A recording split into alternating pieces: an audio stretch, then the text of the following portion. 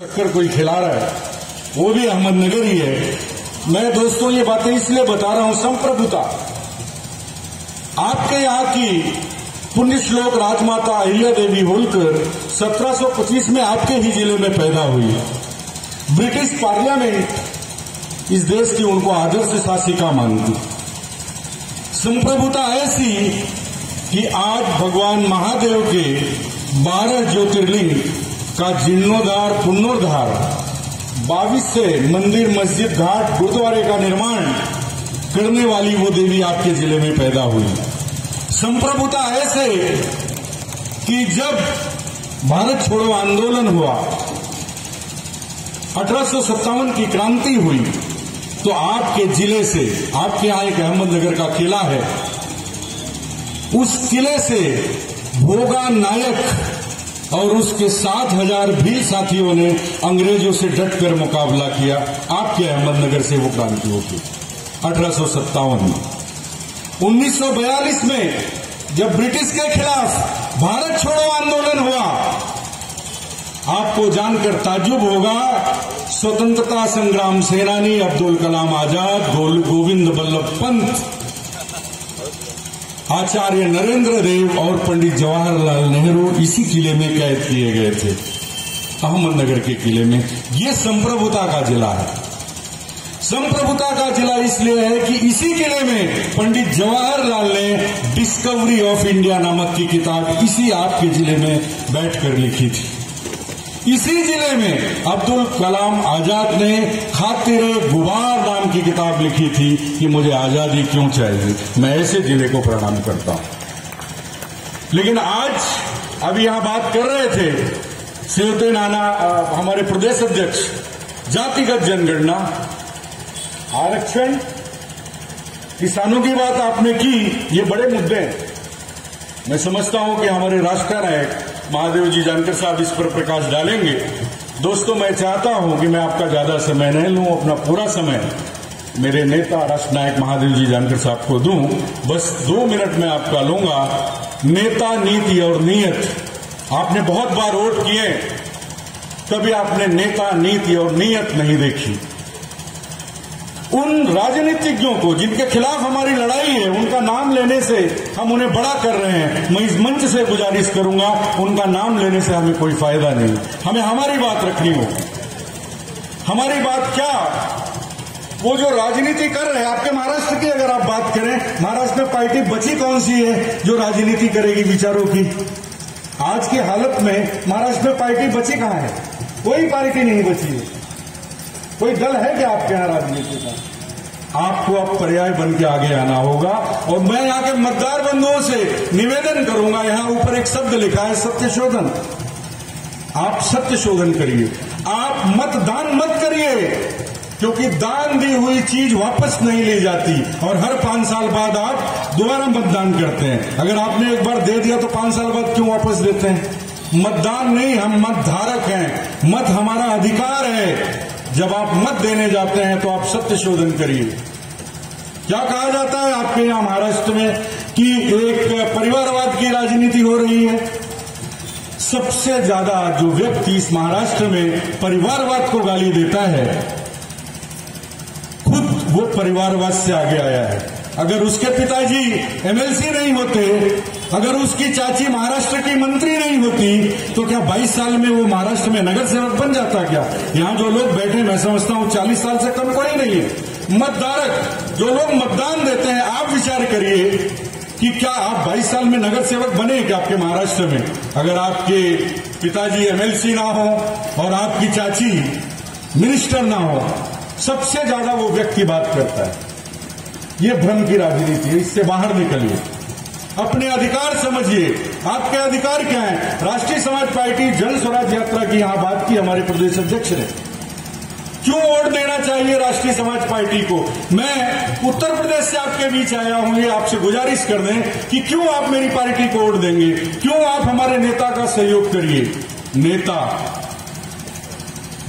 एक ऐसा नेता जो आज से 35 साल पहले, लगभग 30-35 साल पहले इंजीनियर हो गया, जिसने उपेक्षित समाज को अपेक्षित न्याय दिलाने के लिए कसम खाई कि मैं आज से घर नहीं जाऊंगा, वो आपके सातारा में पैदा हुए, वो आपके महाराष्ट्र के सातारा में पैदा हुए।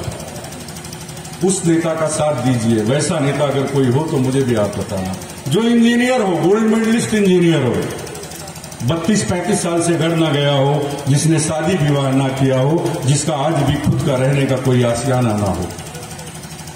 ऐसे नेता के लिए मैं आज उत्तर प्रदेश से आपके बीच वोट मांगने आया हूं। क्यों मांग रहा हूं वोट?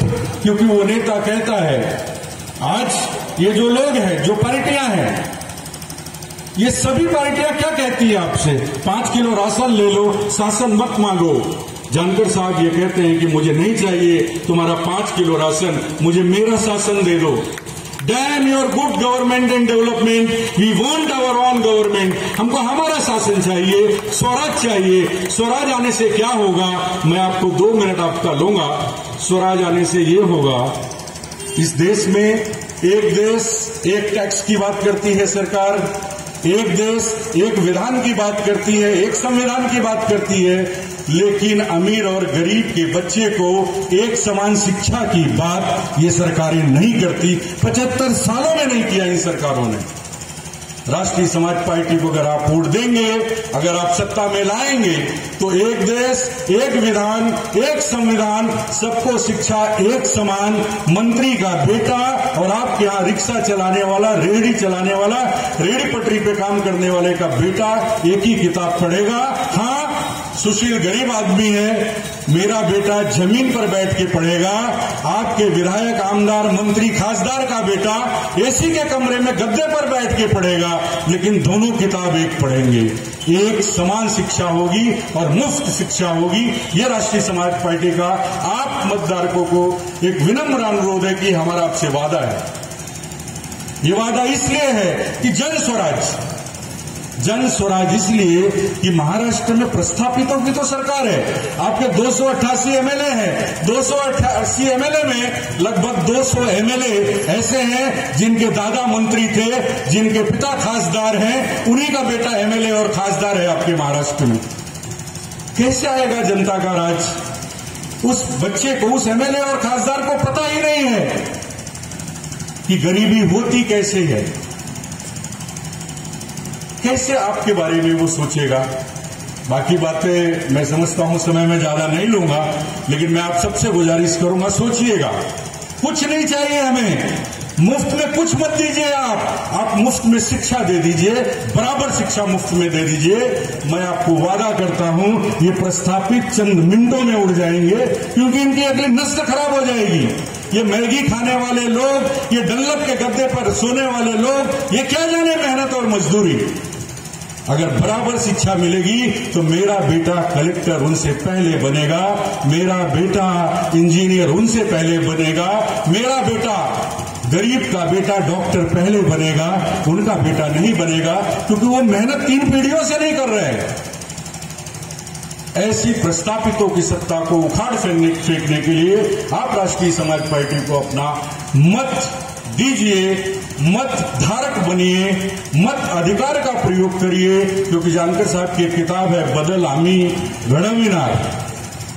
मैं समझता हूं वो बदल लाने का वक्त आ गया है। आज 20 साल इस पार्टी को बनाकर हो गया मौली नाना, अब वो समय आ गया है कि आपको बदलाव लाना होगा, क्योंकि अब कोई ऑप्शन ही नहीं है, अब कोई बचा ही नहीं है। आप सत्य शोधन करिए। जो लोग आपको आकर समझाएं, उनकी पृष्ठभूमि देखिए, उनके दादा, पिता, चाचा, मंत्री कुछ तो रहे होंगे, वही आपके बीच आएंगे। हमारे और आप जैसा कोई नहीं होगा।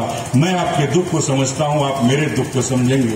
वो जो आते हैं वो आपके और मेरे दुख को नहीं समझते। इन्हीं शब्दों से मैं आपसे रजा लूंगा और कार्यकर्ताओं से एक आह्वान करूंगा कि एक युद्ध नीति का जो मिलिट्री साइंस है, उसका एक बहुत अच्छा कोट है कि जो सेनाएं शांति काल में पसीना बहा लेती हैं, युद्ध काल में उनका खून नहीं बहता। ये शांति काल है। अगर कार्यकर्ता अभी खून बहाएंगे, पसीना गिराएंगे, तो उन्हें जीत जरूर मिलेगी, खून बहाने की जरूरत नहीं पड़ेगी। इन्हीं शब्दों से मैं आपसे रजा लेता हूं। Thank you. जय भारत, जय राष्ट्रपा, जय गांधी। Thank you. बहुत बहुत धन्यवाद सर जी। आपने सबके दिल को लगने वाली बात यहाँ रखी, आपको मनपूर्वक धन्यवाद।